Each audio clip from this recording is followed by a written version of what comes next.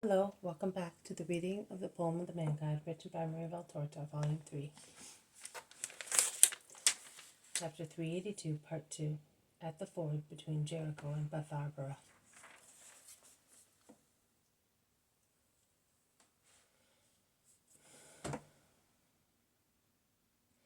He is now at the ford. The shallow water allows adults to cross to the other side on foot. It is enough to lift one's clothes above one's knees and look for the large white stones submerged in the crystal clear water, forming a kind of pavement for the people wading across. Those on horseback cross over downstream. The apostles wallow happily in the water halfway up their thighs, and Peter cannot believe that it is true. And he promises the others and himself a refreshing bath when they stop in Solomon's house, as compensation for yesterday's roasting. They are now on the other side. Here also the crowds are becoming active after the night's rest, or people are drying themselves after waiting. Jesus orders, "Spread around and inform people that the rabbi is here.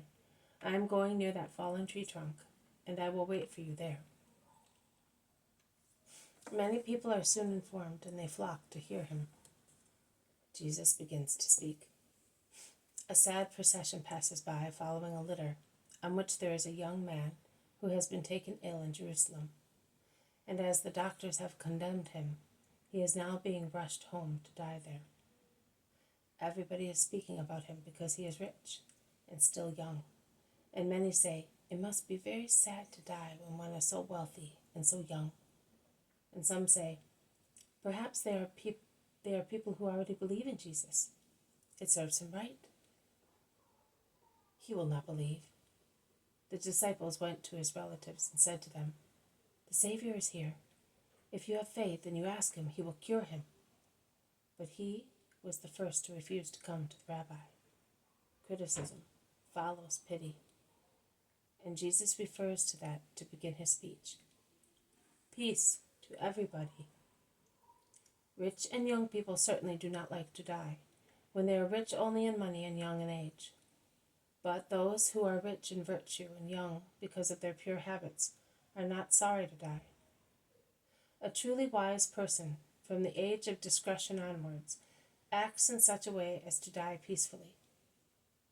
Life is preparation for death, just as death is preparation for a greater life.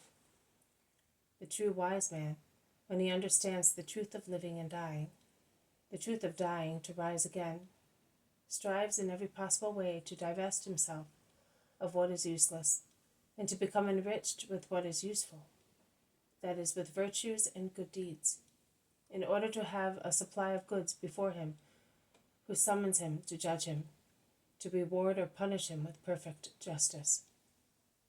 The true wise man leads a life that makes him more adult in wisdom than an old man, and younger than a teenager, because by living virtuously and justly, he keeps such pure feelings in his heart that even youths at times do not possess.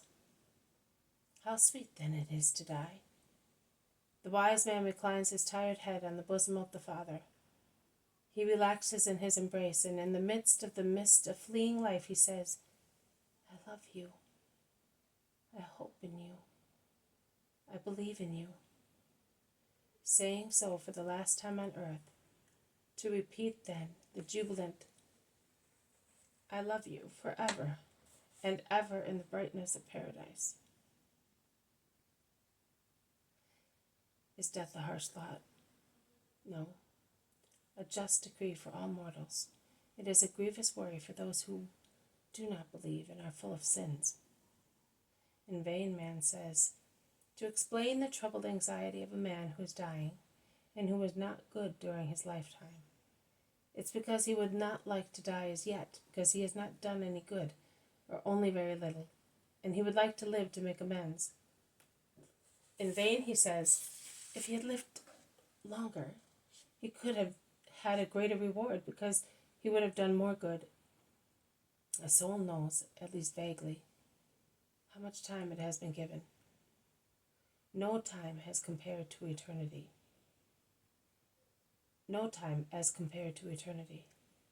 and the soul spurs the ego to act. But poor soul, how often it is overwhelmed, trodden upon, gagged, in order not to hear its words. That happens to those who lack goodwill, whilst just men from their very childhood listen to their souls, obey their advice, and are continuously active.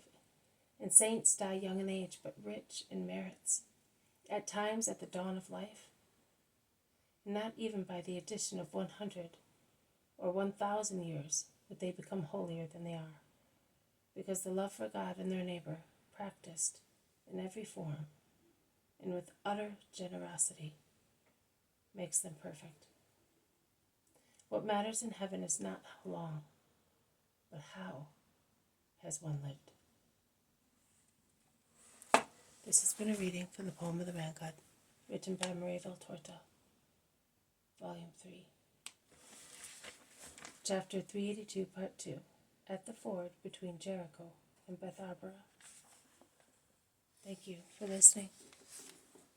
I will see you tomorrow. May God bless you, and may peace be with you.